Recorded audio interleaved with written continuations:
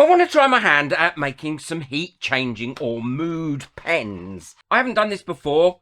I've made pens before lots of times, but I haven't done this before. And the only pens I could get were these Papermate ones, the Inkjoy. Now, these work really well with resin, but what I want to do is remove this and prep all this ready for when I put the resin on. So I'm going to take the insides out and I'm popping them somewhere that I know is going to be safe and I can find them, because if not, I know I'll never find them again. I also don't want the clip on it, so I'm just taking my wire jewellery piece there and taking that off. And I also want to remove this foam as well. Now, you don't have to remove the foam because I've done it without, but I can't seem to get the ones without the foam on at the moment. And these ones cost next to nothing as well. A whole pack of 12 of these cost me virtually nothing. So these always make good profit just for this few minutes here. So all I'm going to do is put my knife under that and then remove this foam from here. And it peels back, not too bad. Some places it does stick to it, but I'll show you how to get that off in a second, so no problems. But the rest of it normally just peels off like that. So once I've got the majority of that off, all I need to do is go along with my blade and scrape off any that hasn't come off. And it'll scrape off really easily and just tidy that up. Doesn't take many seconds. And then I use a bit of 99% alcohol as well, which will help get rid of any glue that's on there until they're virtually clean. So now we've got it clean, what I'm going to do is, because we're going to be sticking resin to this, what I want to do first is just give this a little bit of a sand, so it gives a nice key for that resin to stick to. And it's much easier when you've got it in this shape as well.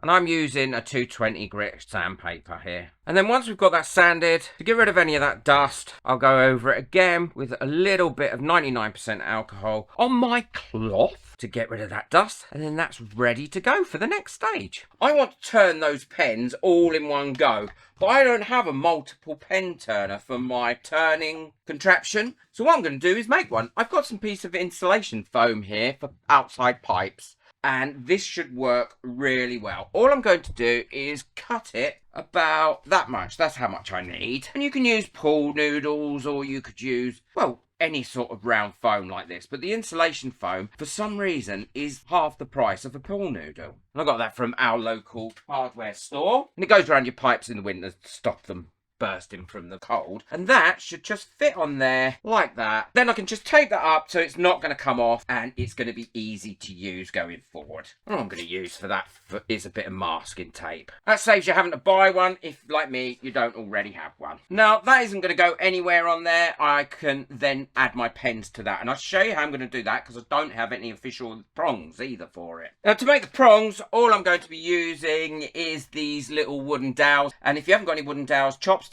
would do, or anything that you can use to put into your pen like that. What I am going to do though is take a blade and turn one end of these into a rough point, just like you were sharpening a pencil really, because that makes it easier to be able to push it into there. So now I've got those points done, what I need to do is make this larger to be able to fit in there really snug. What I would say is you've got a wider end and a narrower end. I would ensure that you put this snugly into the wider end. I think that way it's going to be more likely to stay in. So firstly, what I'm going to do is wrap this pen or this piece of wood completely in some sticky tape, and that's so that if your resin does happen to spill on here, it's not going to create a seal with this wood. You can never get it off again. It'll come off that wood really easily. So I'm going to go in that end. I need it to go into about that depth. Yeah, about there should do. So now all I'm going to do is build this up using tape until it's a really nice snug bit in there. Yeah, there we go. That hasn't taken many rounds of that tape to be able to get a really nice snug fit in there, and that isn't going to go anywhere now. So all I'm going to do is pop this into that foam like that to there. And then that is giving me a area I can now work on. I've tried to put it in as level as possible because I don't want all the resin working its way down to one end. And now I can finish off the others. Now, before I can put any resin on these, what I need to do is ensure that these ends are really nicely protected, so none of the resin goes inside and then I can't get hold of it. And this is where I use old pieces of silicone mold for. So I've got this old piece of mold here that obviously I got rid of for some reason. And I'm going to cut it down just using a pair of scissors so I can stuff it in the hole like that.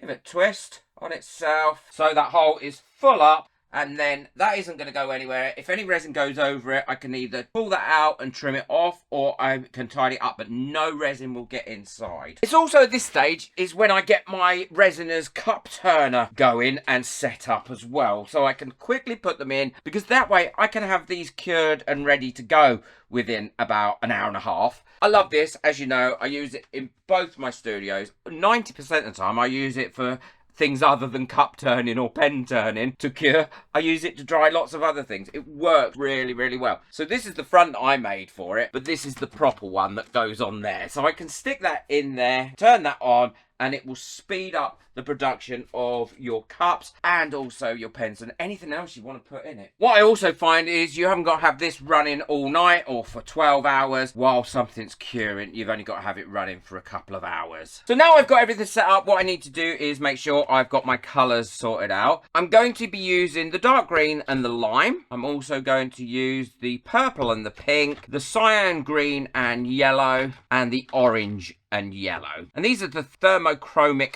powders. You can get lots of different things that work with heat. I'm also going to be using a fairly thick resin for this. So I'm going to be using the 4-hour demold resin because I find I get better results from it. Well, I've got my resin mixed up now, and all I need to do is put my thermochromic powders in there. Now, you want quite a bit of this because this is obviously what you're going to use to cause your pens to change colour. Don't be too frugal with it, but make sure that it's very well mixed in. And what you'll do is, as it starts to cure, you'll see the colour that it's going to change to because the resin itself heats up, and as the resin heats up, it changes its colour. You'll probably see it in a minute in here. So this is the green yellow one. So you can already see these are starting to lighten up now from the resin slightly warming up, which is great. And now I'm going to wait about 5 minutes for this resin to thicken up before I put it on my pens. And then once it's on my pens, I can turn the turner on. So I'm now ready to start putting this onto the pens. And all I'm going to do to start with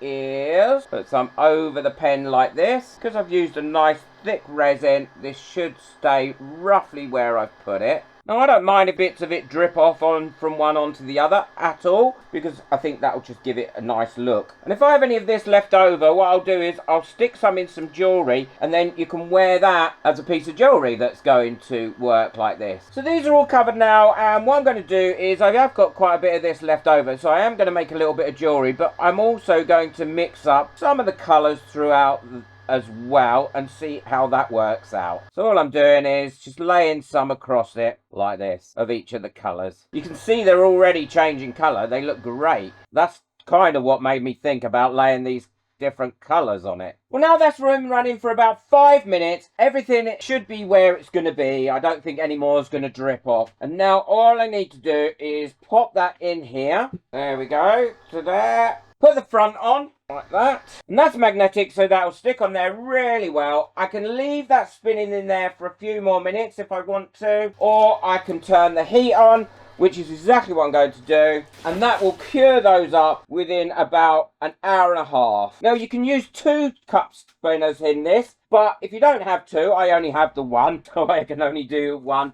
Then all I do is I block that up with a cardboard box or something so that it doesn't let all the warm air out, and you'll find you'll get a really good result doing that, and it won't hurt the machine whatsoever. So all I do is just put a box in front of that and let that twist and turn and cure up. We'll come back to that in about an hour. Well, that's done now. That's had its time, and that's cooled it down, and it should all be lovely and cured. Didn't take long at all. We can take that out. Now, I did have a couple of these pop out, but after it's set, so that's not too much of a problem. And I was able to make a little bit of jewellery from the leftovers. So let's turn that off. Some of the resin has shrunk away from the actual end of the pen and this end as well. Now, that isn't a major issue because we're crafters, aren't we? We can deal with anything like that quite quickly and easily, because that's why we're crafters and we're ingenious. Look how easy that came out as well, and that is nice and clean in there as well, so that's not going to cause any problems. So as crafters, what we can do is we can deal with these sorts of issues. So we're never ones to give up. So what I'm going to do is I'm going to tape off these ends like that up to where I want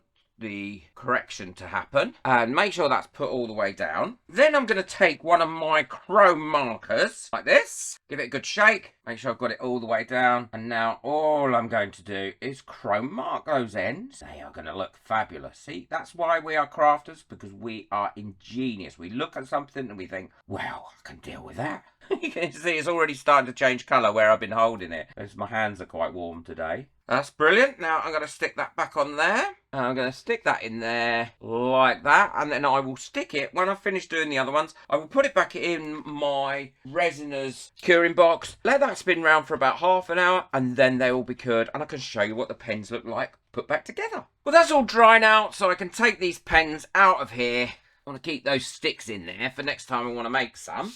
And now we can put them back together. Oh no, we can't have it looking like that. That looks awful with that rubber bit on there. We've done the silver around here. So what we'll do is we'll quickly take that off using the same method as we took it off before. Just scrape it down and then pull it off. Give it a quick clean up and then a quick sand, because we want to make sure we've got it nice and smooth and ready to take the next bit. Now I'm not going to resin this end because that'd look silly. Clean that up with a bit of 99% alcohol. Get rid of that dust. And then using one of these chrome markers, we will chrome marker it so it looks like it fits on the end really well. And then let that dry. I think that's going to look so much better than having that plastic there, don't you? And that's what I say, as crafters, we can adapt and change as we go along. Oh yeah, so much better. So much better and neater. And look at that, that's colour changed already and I haven't even been using it. So they work really, really well as mood pens. So let's try this one first. So I'm just gonna, you can see what colour it is. You can see what colour all these are. I'll just leave these resting in my palm, but this one I'll use as if I was writing. Let's do some writing. These pens do write lovely. They're like a gel pen. Oh yeah, you can start to see it all, and those ones already, look. So that's what they look like now. They've changed colour, and they will stay that colour until they start to cool down. I think they've come out really, really well, and so easy to do. Mood pens or colour changing pens, whatever you want to call them, that's what we've just made. Oh, love them. Where that dripped on it for a few seconds, that has given a lovely little pattern. I think I would make them more patterns next time with more colours than just a single colour. Let me know in the comments what you think. I really enjoyed making these pens and it's just something different. And they were made so quickly thanks to the Resiner's curing box. I hope you've enjoyed this video. Boot that like button, hit that subscribe button, but most of all, enjoy your resin. Take care. Bye. Look at those colours.